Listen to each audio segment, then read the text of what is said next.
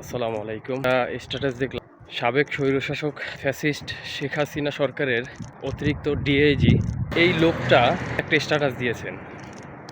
ওই স্ট্যাটাসটার মাধ্যমে মোটামুটি এটা ক্লিয়ার হলো যে 5ই আগস্টের পরে ক্যান্টনমেন্টের ভিতরে এই স্বৈরশাসক শেখ হাসিনার যারা দোসর ছিল, যারা এই শেখ হাসিনাকে তৈরি করেছে বিগত 16 বছরে, যে মাফিয়া চক্র ছিল, যাদেরকে এই ক্যান্টনমেন্টে আশ্রয় দিয়ে তারপরে দেশ থেকে নিরাপদে পরিকল্পিতভাবে তাদেরকে অন্য দেশে স্থানান্তর করা হয়েছে, এই জিনিসটা নিয়ে একটা ঘোলাটে একটা কথা উঠেছিল 5ই আগস্টের পরে, কিন্তু সেটা তখন ধামাচাপা হয়ে গেল এবং যারা এই কথাটা বের করলো তাদেরকে প্রতিহত করা হলো বিভিন্নভাবে।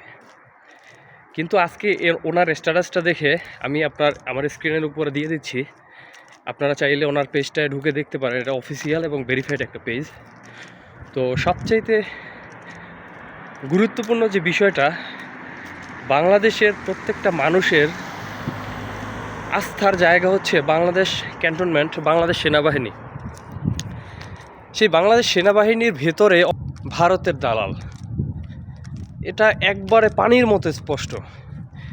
এটার জবাব দিতে হবে ক্যান্টনমেন্টে যে বা যাহারা এই হত্যাকাণ্ডের সাথে জড়িত থাকার যারা অভিযুক্ত ব্যক্তিরা, যাদেরকে নিরাপদে দেশ ত্যাগে সহযোগিতা করেছেন।